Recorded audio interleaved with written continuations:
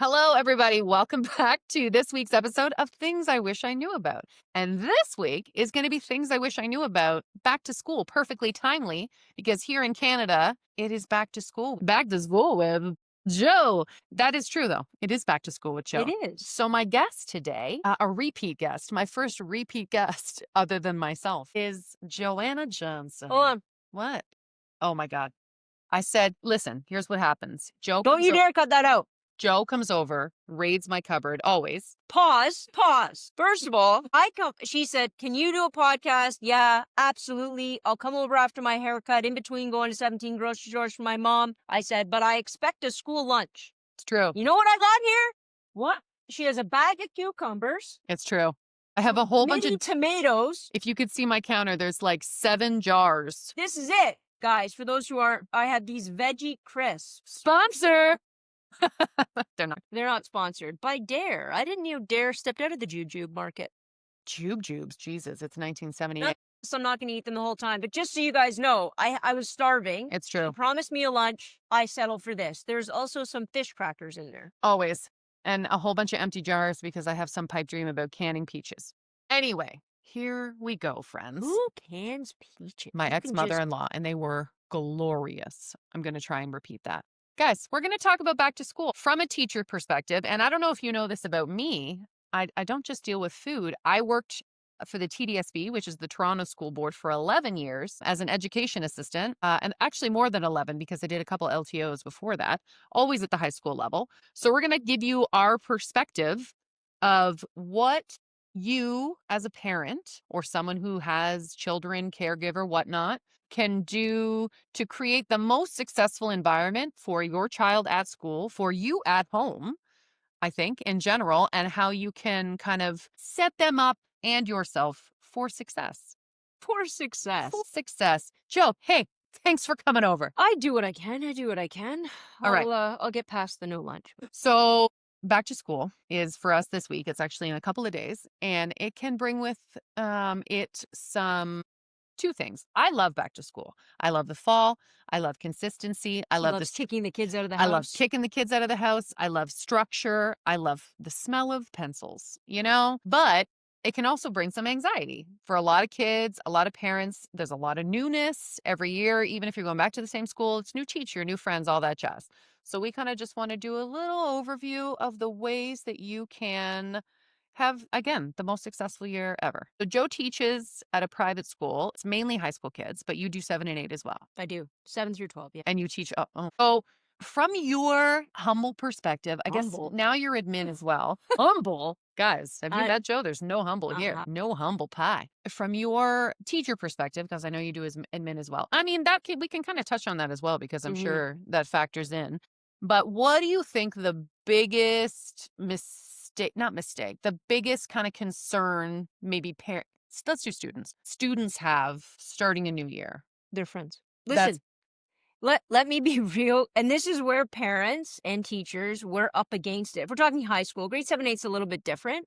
But if we're talking high school, let me be crystal clear. The only thing they care about, I know there are exceptions to this, and they're supposed to, the only thing they care about are their friends. Are their friends in their class? Where are their friends going to be? Are their friends switching school? What do their friends wear to school? How do their friends cut their hair? Or where are they going to go eat lunch? Who's going to sit at my table?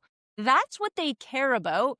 And it is all consuming. And then that includes, even if a kid seems like they're external to that, like some kids are a little bit more of loner, or they're on their phone, they still care. That's what they're driven by, and they're supposed to. They're supposed to not care about what their parents think right now, or teachers, because they're individuating and all of that garbage. Then I did use that word. But the reason is that the problem here is, while they're driven to do that and worry about that and fixate on that, we have a competing force of education. Yeah, which is not as shiny. It really is, and as an administrator, I've heard it more. Well, they're friends. Well, so-and-so went to a different school, so I don't know if they're going to be happy. And I'm like, no. The first thing that kids should figure out is like, school, sure, have friends. Absolutely. But they should also, I would like to advocate that they also foster friends in different places so that your peer group isn't solely in your math class. So to be honest, I'd like them to have fewer friends at school. Yeah. Have friends, be happy. But if the kids that are driven by the social, you remember those kids when we were in high school. Yeah. The school part was a distant second. And I know I sound like a teacher when I'm saying this, but if we're going to really try to educate, the first thing we need to stipulate is school's your job. Yeah, I say that all the time. I think that maybe that's the best way to start with parents is kind of maybe prior to the year, right around now, you have a sit down School's your conversation job. and you can start this at any age. You can start it early. I tell it to my youngest who's going into grade 2 and then my eldest is going into grade 12, but we have this conversation. Hi Ruth. Sorry about the cat, guys. She can We give have her this lunch. conversation where I say exactly that. School is your job. Yeah. You are so privileged to be in a place where you get to go for free, you know? And I know that sounds ridiculous, but truly, like, there are so many places that this is not the case. Mhm. So the fact that you get to go is huge, but you can have that conversation early and be like, this is the responsibility. Yes, the social is important. Of course it is. You need to be a well-rounded person. You're going to be working with people realistically in the in your life, right? The social skills, we're not minimizing those because they are critical as well. But when you go to school, you are learning, and I say this to my eldest a lot, the little one not so much yet, but are you going to use Pythagorean theorem? Probably not, but you're learning how to learn. You might. You might. I used it yesterday. I didn't. You're If learning you're how to building a learn. deck, Sure. I'm just saying, I will it does come in. I Yeah. guess. Can I pause you on that for a second because you said the social is important. But here's why the social is important, not to surround yourself by only people you like. No, And this is where for sure. parents fall off a little bit because they're like, I just want them to be happy. No, no, no, no, no. You want to placate every whim and desire and want to be comfortable all the time. Mhm. That's not what socialization is. Socialization is actually sitting in a classroom where you don't have anything in common with other people and figuring it out anyways. Yeah. Being a good person, helping your classmates, asking for help, forging alliances and communication networks and making yourself a little bit uncomfortable, not surrounding yourself by only people that get you all the time. That's not socialization. No, as you age, you realize you're gonna work with people that you don't like. You're gonna work with people you have nothing in common with. You're gonna have to figure out a way to Mhm. get along with these people, and it Mhm. starts in schools. That's how it is. You learn these skills there as well. That's the socialization part. And that's why I would say that's the work. Part of your work in school is figuring out how to socialize with different types of people, For sure. different learners, different communicators, different social groups that you never would kind of by accident sort of find yourself in that place. And then after school, cool. Go to Muay Thai, go to baseball, go to piano lessons, go do all the things you love, and then go to dance, all the people that have common interests Mhm. and common identities and common brains. Cool. Go have fun with them. Yeah. But if I'm going to make an argument, I'm going to say that school is a place where the number one, shockingly, lesson isn't history, although that's number two. Number one lesson is how do I advocate for myself? How do I figure out what accountability and responsibility looks like? How do I integrate and how do I work well and in a community at this school? Let's talk about let me pause you for a minute and let's touch on advocacy and what that looks like from a teacher perspective because I don't That's know. important Oh my god, it's so important. because So, there is a line between advocacy and annoyingly whiny. well, Those are for two sure. different things. But even on top of that, like think that, and I'm going to generalize here, having worked in a school and also having a child, it is far, far easier from a parent perspective to do it for them. It is far easier to Mhm. just get rid of the middle person, do it yourself. I'll send that email. Yep. I'll make that phone call. Yep. I'll do whatever. Literally, guys, just happened. My eldest is upstairs, the fever. He's not feeling well. He has a shift today. And I said, you got to let your manager know. And he's like, literally out of his mouth. Can you He do it? said, "Can you do it?" I said, "Are you joking right now? I know you're ill." And You can throw a text. are you could I do it? Sure. Am I going to do it? Absolutely Never not. in a million years. And that is so critical to learn in school. You know, when there's, pardon me, when they have something due or something is late, often it's when there's a problem, you know, or they need help in something, that skill of advocating for yourself. Advocating means like speaking up for yourself if that's not clear. Mhm. Speaking up for yourself, you vocalizing what you need. And when students have that skill, it changes the game because I'm not in his classroom No. with him. You know, No. I truly don't know what's going on, what you need day to day. That is a crucial skill that you can instill in your kids really young. And you should, to be honest. Listen, I don't think, and I've said this to my students, come grade 9, I would even go as far as grade 7, to be perfectly honest, because they're smart, they're capable. We treat these students like they're babies, like they're they're Because you want to protect, I get it. From a parent perspective, Yes, truly, a Joe, you do. grade You're like, 7, I oh, understand, I but want a to keep you safe. but a grade 7 can make their own lunch, do their own laundry, cut the grass. Grade 7s can pretty much do everything I can do. For sure. Like if I need the toilet fixed, I'm not fixing it, hiring. You know what? A grade 7 can look up reviews as quick. I'm just saying they're capable. For sure. So what I would have if my grade 7 was sick or was going to be late and I wanted to build that skill set, I'd be like, cool, we're going to email your teacher. And by we, I mean, I'll sit with you. I'll make sure it's good. Yep. But you're doing it. Yep. That's it. Just put a note at the bottom, say, feel You're- free to call my parent. They're writing this with me. Sure. You know? Well, to say that that's your responsibility. The Yeah. only time a parent should step in is if there's a disagreement between, Sure. student level. and teacher, and it's gotten to, and then what I would do is, and this is what I do constantly, phone calls, emails, conversations are parent, student, teacher, always. Yeah. Because I'll tell you what students will do. You want to know how competent they are? They're so competent, they're going to tell you one thing, Oh, yeah. teacher another thing to try to get out of both things. And they're real good at it. That's Mhm. how I know they're smart enough to send the email. Yeah. You know what I mean? heard- Something catastrophic happens, that's different. But on the whole, Uh-huh. I remember in my elementary school in grade 8, because we did parent-teacher interviews, and my parents would go, and I loved school. I was excited to go to school. There was no issue. No one was going to my teacher and they were saying bad things. Yeah. But my grade 8 teacher said, "You're coming. Everybody is coming to this parent-teacher interview." And I was like, at the time, in like 1994, I was like, oh my God, what? It wasn't. It was not. I graduated in 1994. But guys, do the math. Pythagorean theorem. So, but I remember going and being like, oh, they're talking about me.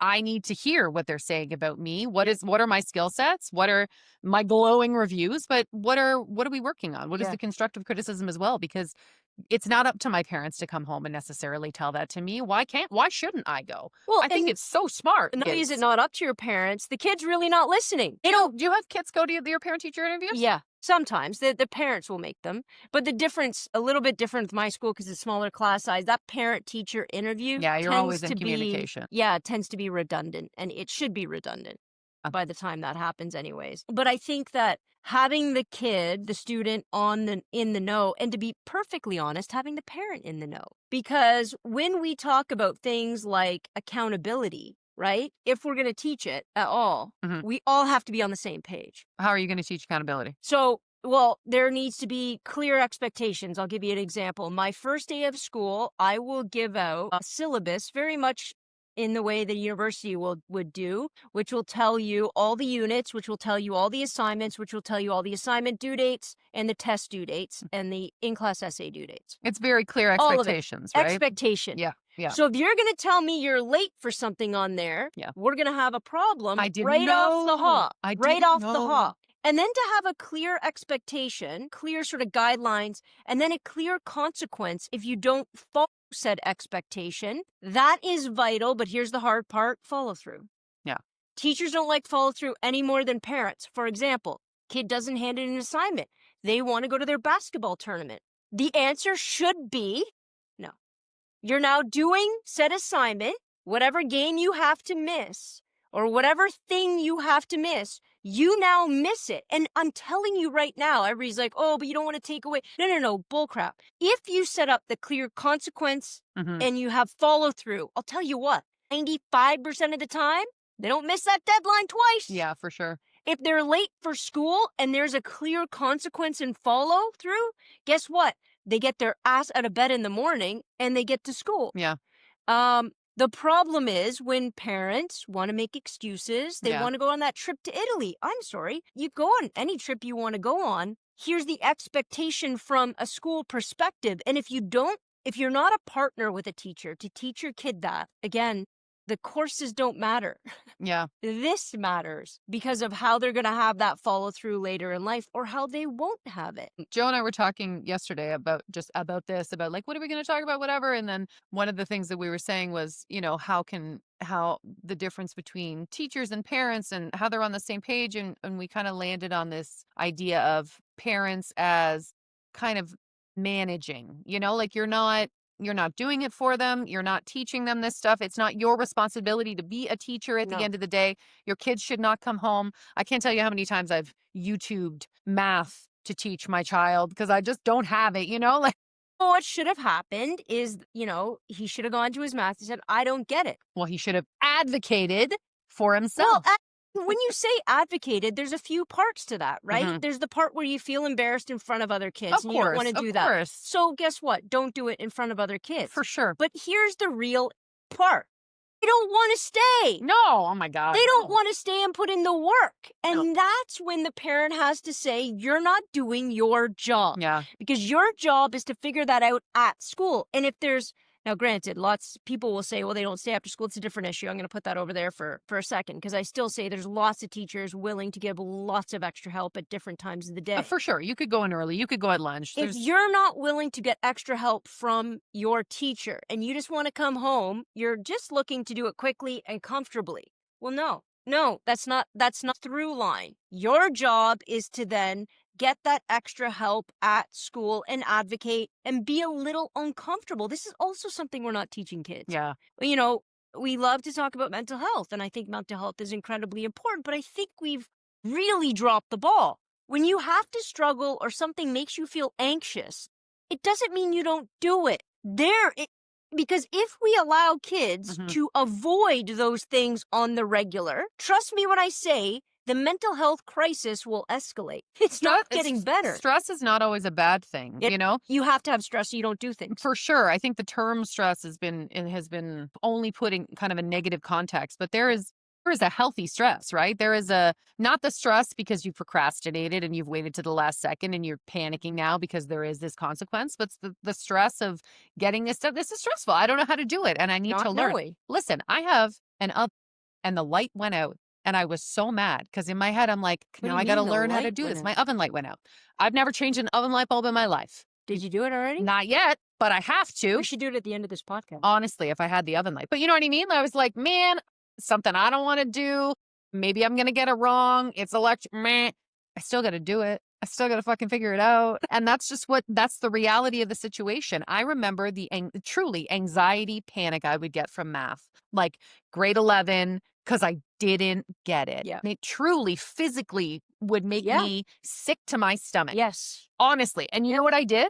I went every morning to grade 11 help with Mr. Gold, who Shout out sat to Mr. there. Gold. Shout out Mr. Gold. I don't know where you are. I went every morning, and that poor man just tried his hardest to drill it into my brain. And I passed grade 11 math with a 51, and I'm pretty sure it was a gimme. Sure. But I put in the effort. And I went. But that's the key, and that's what I don't think necessarily. And I think parents want to protect their kids and they want them to be happy and There's all these factors. What parents aren't getting sometimes is when it's on their shoulders and they have to go in every morning and get math help and they get a 51. I talk about this all the time. To me, that's a parade-worthy grade. Oh, for sure. Because I was so happy. But what I'm saying is, like, there's a lot of easy 80s that happen. Yeah. Those don't build character. They don't build esteem. They sure. don't build a work There's no ethic. grit. There's zero grit. You need grit. So I'm going to tell you something right now, too. Whatever your kid is good at, amazing, cheer them, whatever, make them take something they're not. Every kid.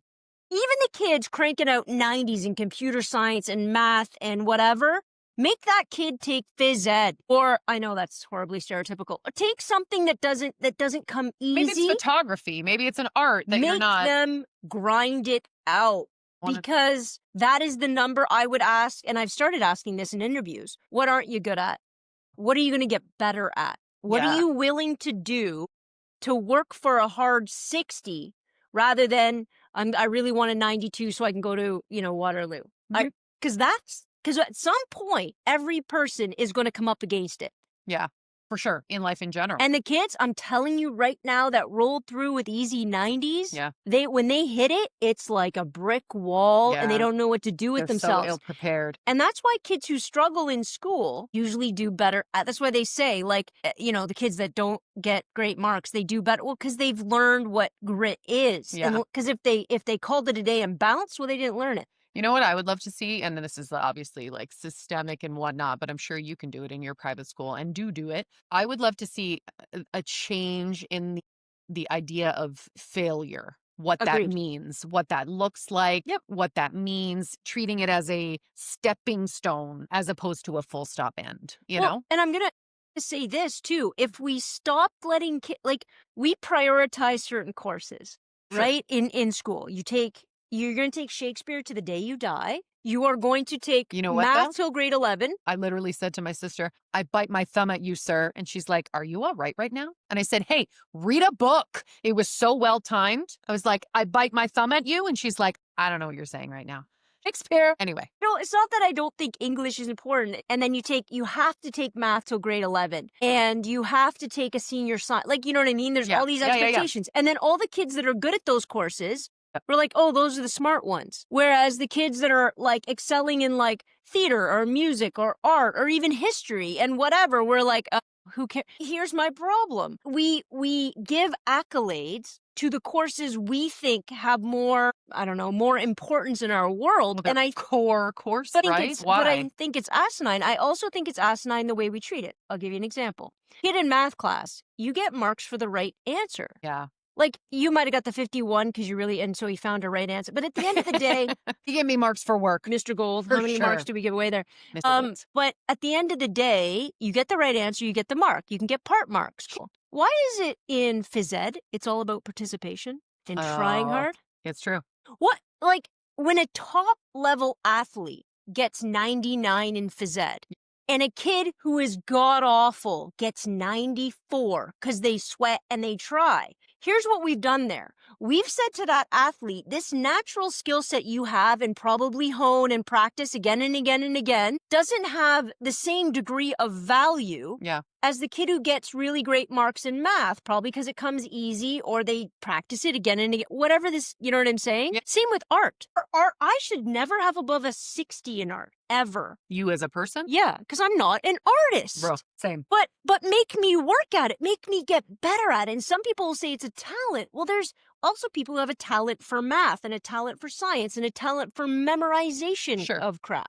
But there's skill sets you can learn, right? Within any subject. I'm just saying, on one side, there's black and white, right and wrong answers. On the other side, we have, they sure did try hard because we haven't cared about, I think that's garbage. Yeah. I think phys ed should reflect skill. Yeah. I don't understand. If you can hit 7 of 10 free throws, guess what? You get 70. If we were more honest about that, right? Yeah. Now, would I fail a kid? Not necessarily, but all these kids taking, I got 97 in did you? Even the best athletes. I saw you play badminton.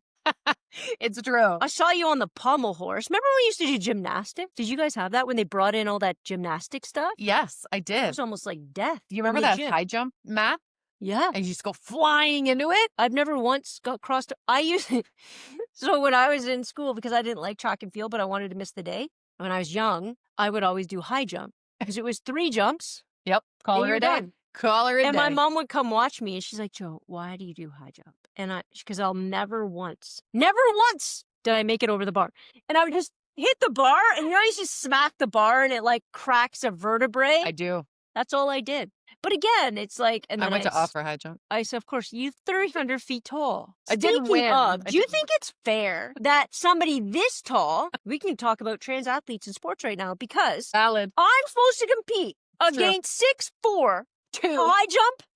6'2". I just have a natural gift. This is a fair competition? I just have a natural gift. Such a crock of garbage. We're all worried about trans athletes. Meanwhile, I play volleyball with this wall. It's true. Ridiculous. It's not fair. But I think that's also, so I think if we were being more honest, kids would fail art just as much as those other kids would fail math. For sure. But we don't fail them in art. And all you do then is tell kids one subject's more important than the other. Well, what are you going to go do? what are you going to go do when you go to Paris? I'll tell you what you're not doing, using Pythagorean's theorem. I'll tell you what you're doing, standing in line to see the Mona Lisa. Yeah. No, it's true. Who's more important? I hear you. It's silly. Well, there's just so many systemic problems, really. But if you, getting back to this idea of failure, if you as a parent, and this might be a stretch for you because you've grown up, if you're Joe and I's age demographic, she's way older, but around the same Who looks time older? right now, Who looks older? we'll put up a poll in the comments. Oh, I tell my age all the time. If you can't know my age. You got to guess. guys, I'm 45. So 54. if you at home, if your child comes home with, and I think this is maybe the parent-teacher kind of connection. Let's say your child comes home and they failed a math test.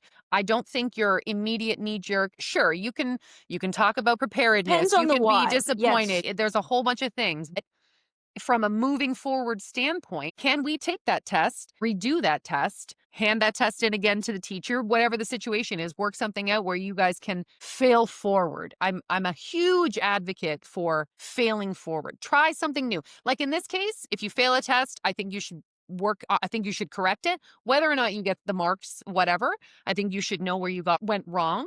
But also failure as a broad topic, I think is so critical to try something you're not good at it. Yeah. To fail at it until you Just get better. succeed. Yeah. You just keep failing at it. Well, I try to tell my students, and again, it depends on the why, right? Sure. So is it because you don't get it? Is because you spent 10 minutes studying for it? Those For are sure. two very different roads. If you Totally. don't get it, why didn't you ask for help?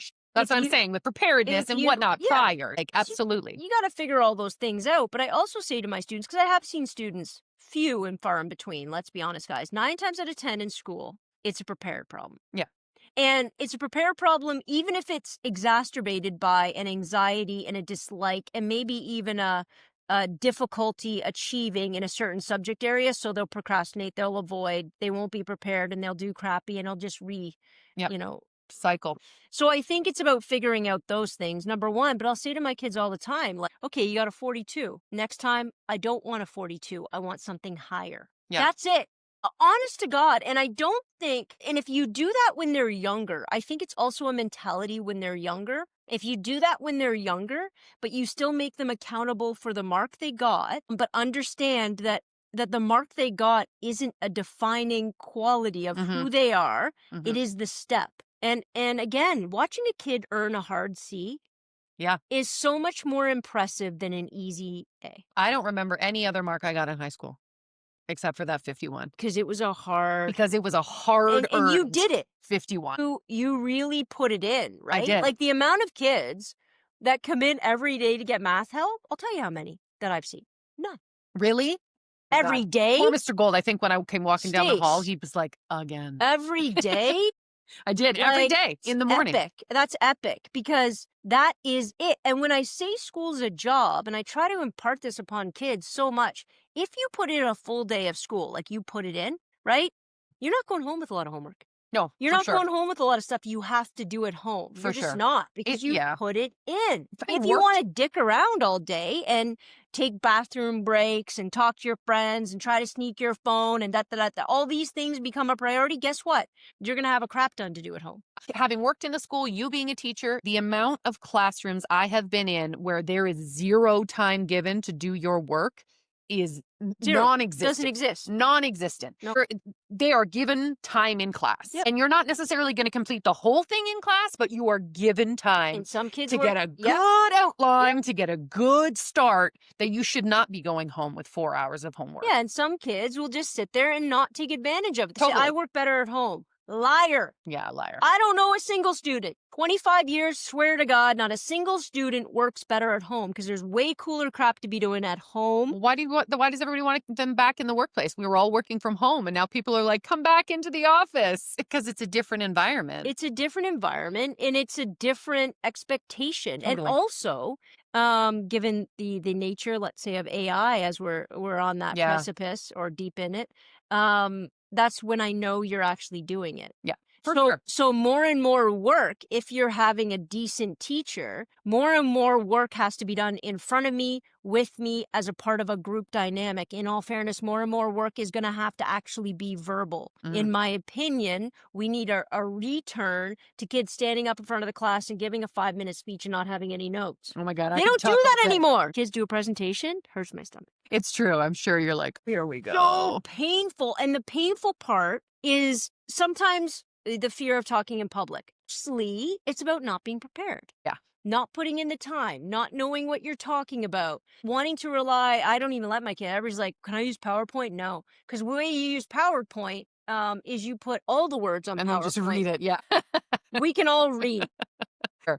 You need to know your topic inside and out. You need to be able to, and that's a skill set that needs to come back full force. But again, this is the difference between public and private, unfortunately. If I had 35 kids, in Oh, history 10, I'm out of luck. 100%. Classroom sizes. It's huge. How do you don't have time to negotiate that, right? No. As much.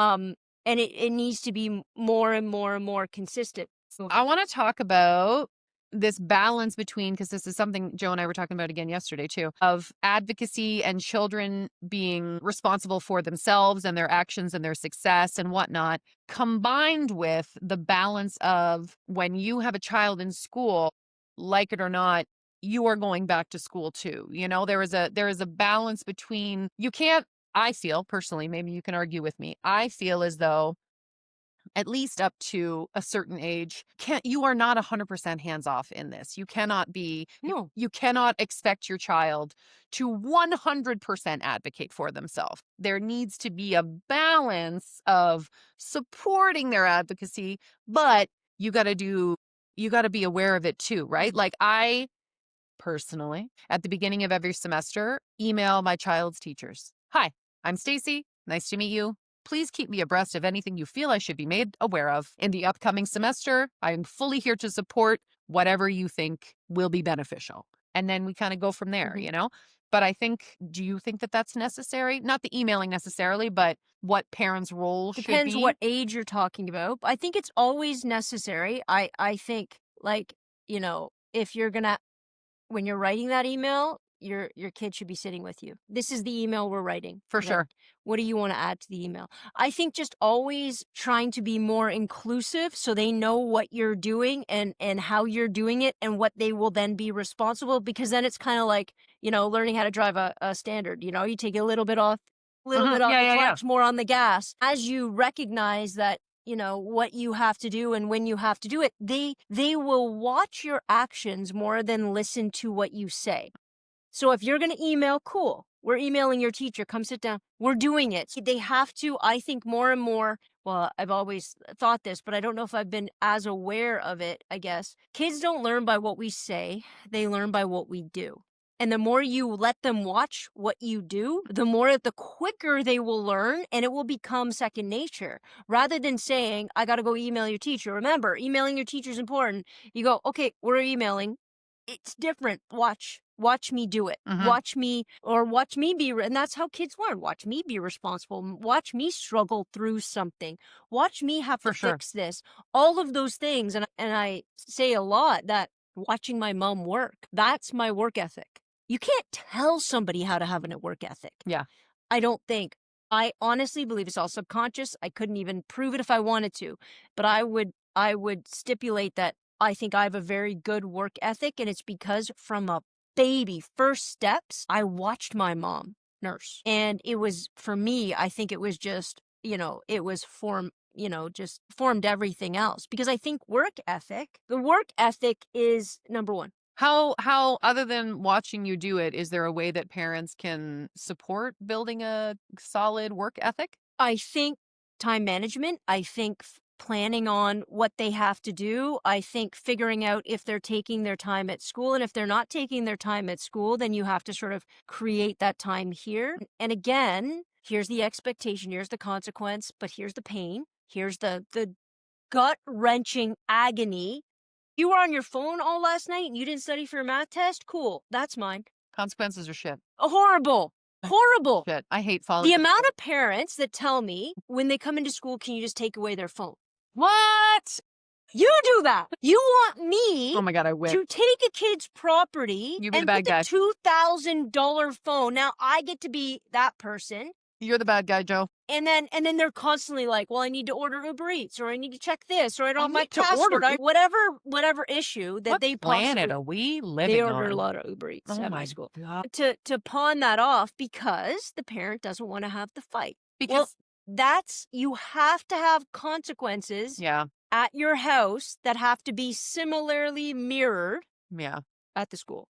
Yeah. And at the end of the day, you know your child, like you know your child better than anybody else. And by the way, taking a phone away, so everybody's like, well, are you going to ban phones? Sure. Are we going to ban iWatches? Are we going to ban iPads? Are we going to ban computers? Because, let me be crystal clear, parents, anything your kid can do here to distract them, they can do on any one of those devices I've just mentioned. So if you are one of those people that I want phones out of the classroom and you think the government yammering about that, that's actually forging a change, I hope you've taken all technology out of the classroom.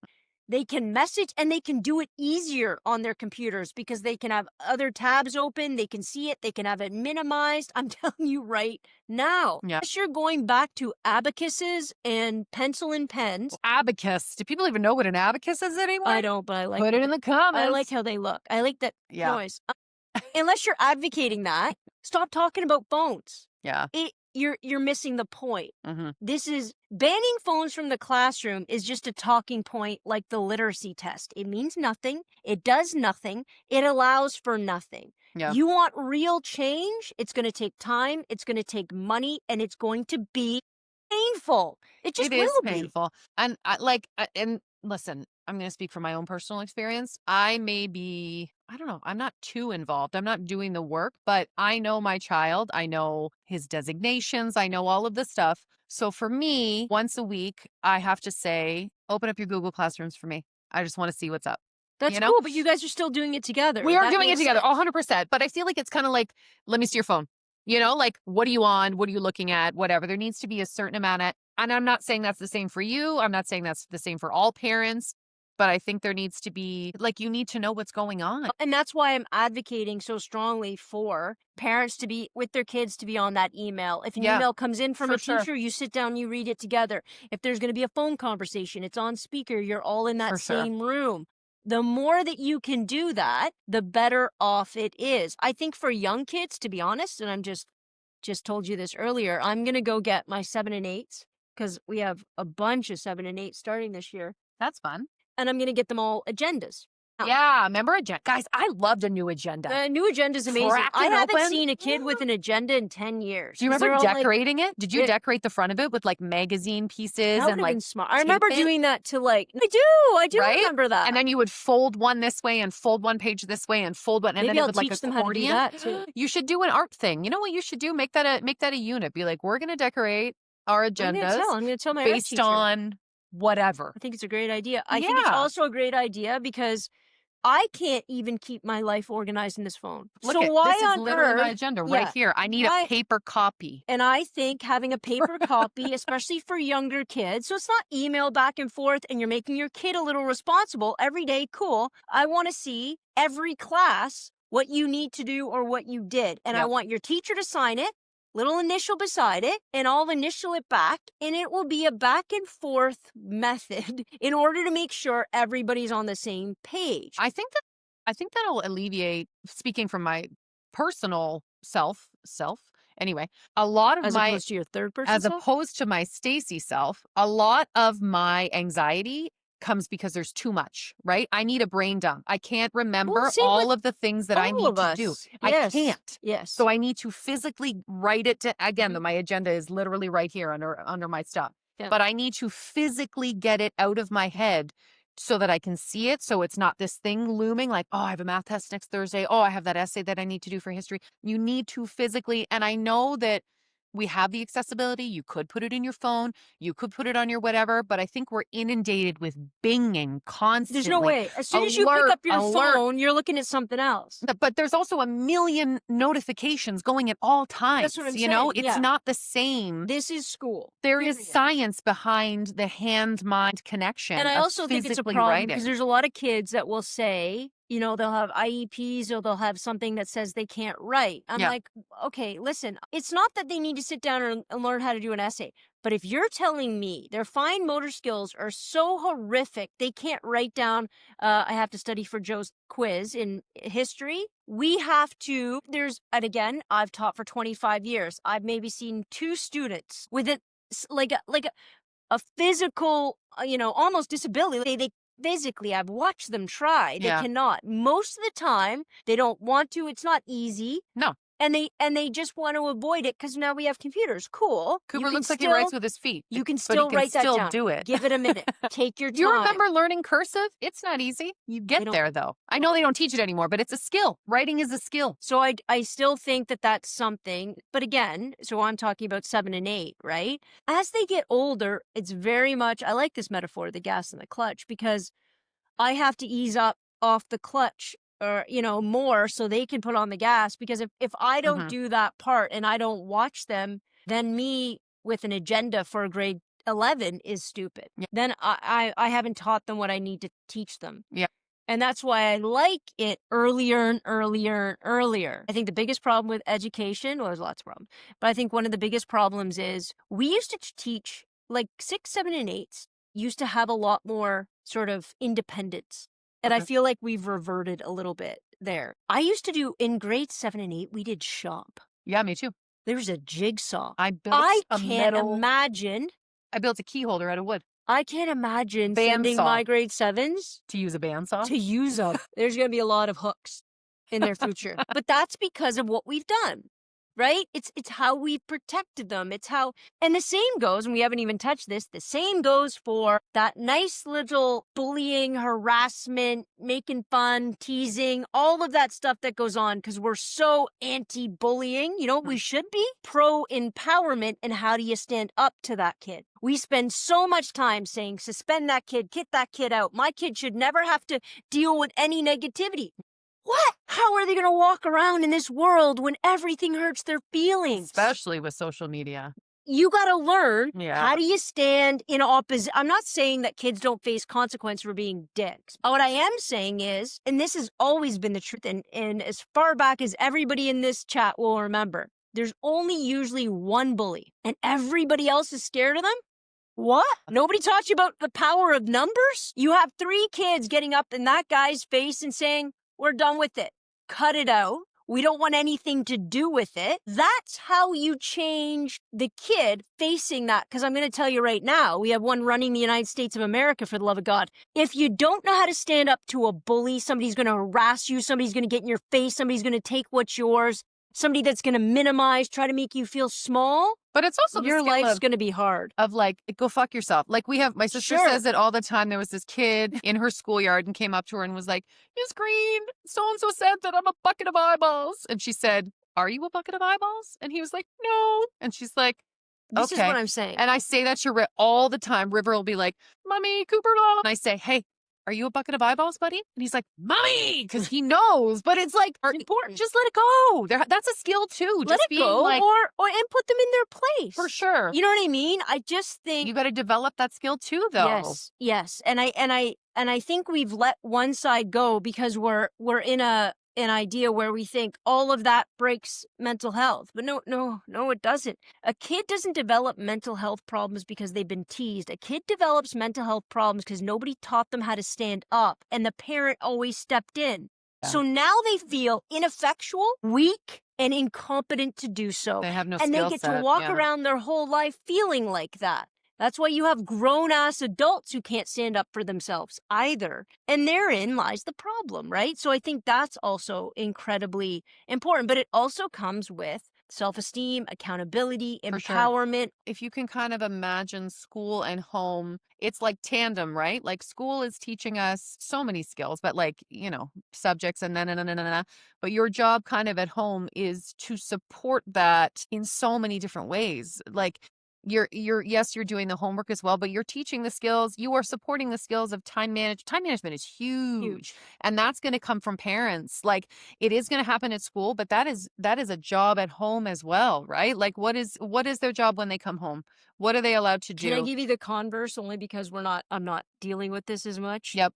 don't think for a second I'm negating the kid that has to come home and have a full-time, part-time job, For sure. or the kid who has to come home and take I had a kid, There a are long so time many ago who came circumstances. home and took care of his brother that was pretty severely disabled Yeah. because the mom would go to work, Yeah, and yeah, that yeah. would be the kid's job, right? 100%. Don't think for a second I'm negating any of that. But by the way, those kids, they've already learned the skills I'm talking about. For sure. But those kids, I need to be able to talk to the parent and understand what's going on Yeah. in order to mitigate all the things that they have to do. That's still parental involvement. That's And 100%. there's a lot of parents who are like, well, I'll get to school when I look, there's bad. Let's also acknowledge bad parenting.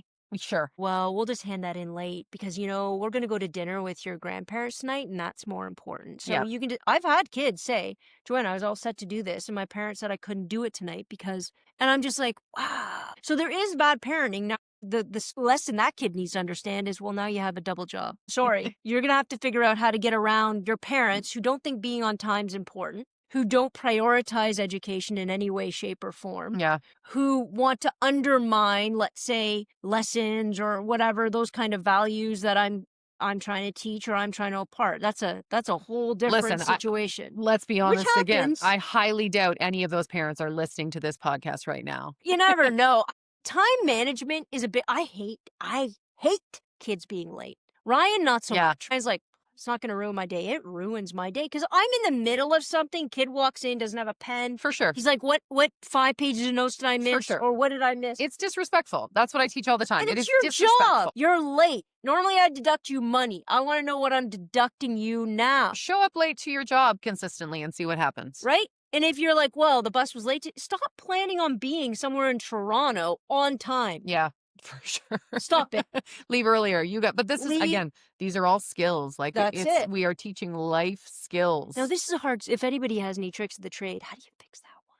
Time management? No, well, time management when it comes to being late? Yeah. You got to leave earlier. No. As a teacher, what's the consequence? So, Yeah. the consequence could be They took away late I marks take- in the TDSB. yeah, it's such a What a fucking stupid. You know why they did that though? No.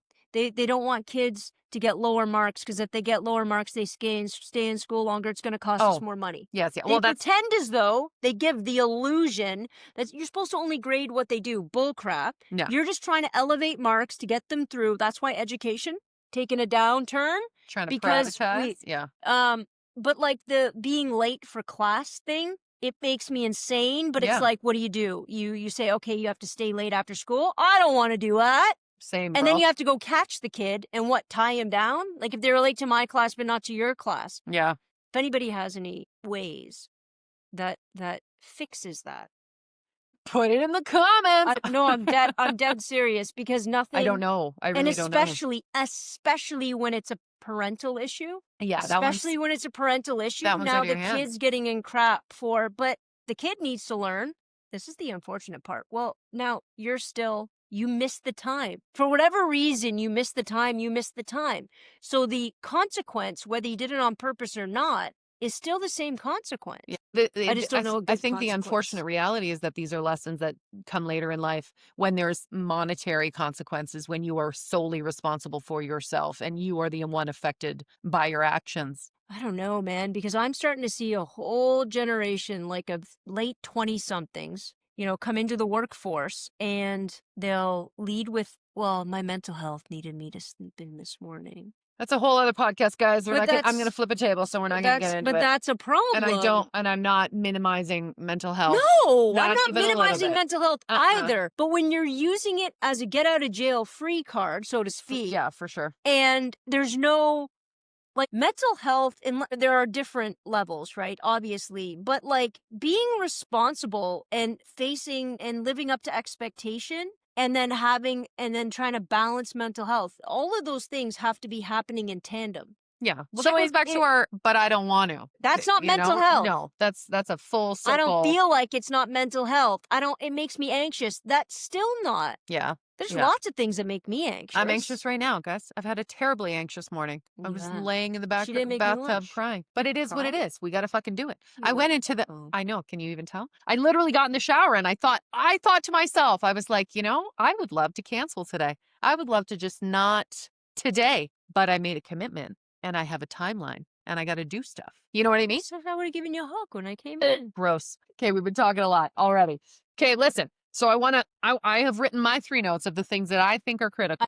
Parents should be the most aware of that will be the most helpful in creating a successful environment for your child, for yourself in the upcoming school year, regardless of. Pause before you get to the important things. Check their bags for vapes. I am dead serious. He is dead serious, guys.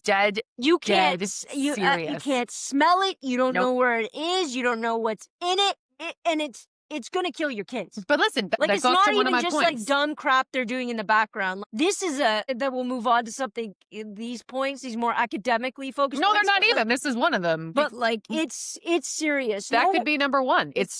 You need to be involved in your child's life, your child's school life, your child's social life, your child's home life. And we're specifically talking about school right now, but it obviously relates to all of it. You do need to look at their backpacks. You do need to look at their Google Classrooms. You do need to be aware of their agenda. What are their teachers' names? And this is for both parents. This is not just mom. And I'm making, again, a generalization there. This is not just a mom situation or a one-parent situation. Both of you need to be equally involved in what's going on. Know when they have a test coming up. Know what is happening. When is the school concert? When is there a field trip? All of that is going to require effort on your part, but it is critical, I think. it's the number one thing for sure. Involved. 2 is what I wrote down. Maybe reconceptualize for yourself within your home, if you can't do it within the classroom, this kind of idea of failure and what that looks like. Again, not the preparedness, that kind of, but again, that's being involved, right? So the preparedness should kind of be, you guys should be on the same page about that. But should your child come home with a failure, what are you going to do about that? What does that look like? How are you going to turn that into a success? How are you going to fail forward in that way? And even if they can't change the mark, even if some teachers are dicks, guys. No one is disputing that. The majority of them are not. Some are. Yeah, 100%. That's a different. We didn't handle what if a teacher's an ass. Yeah, 'Cause sometimes that's they are. a different podcast. But that's just like a shitty coworker. Yeah. You're gonna have shitty teachers. I can't tell you how many times I've talked to my nephews and my son, and it's like, well, this teacher's the worst. No. Fuck, regardless, bro. Regardless. I'll tell you what, as a teacher, I tend to do that with a kid on my first test. What do you mean? They don't. I won't give them a do-over. I will give them extra work you can put in because the problem is if you allow them to redo the test and earn, then they lean on that rather than lean on doing a better job in the first place. So there has to be a balance between, you know, you have to understand the significance of an actual evaluation and put in the time rather than I'll give it a go and then I'll see if I can get a better mark on the second part of it. No. I've had that conversation with my eldest multiple times. If he'll fail, I'll say, is there something you can do? Is there extra worksheets? Can you go in? What can you do to figure that out? But that again, that's going to be in a case-by-case basis with your child. It can't be every single time. No. That's all I'm saying. In any class. I mean, ideally, they're not failing every single time. That's a whole other conversation. Next time I got a 60. I want to do better. Can I do what I did last time? Again, it's about the clarity of expectation on the front end. And then, I mean, a lot of that's going to be in the teacher. That one might be out of your hands. The parent can resolve this kind of idea of failure.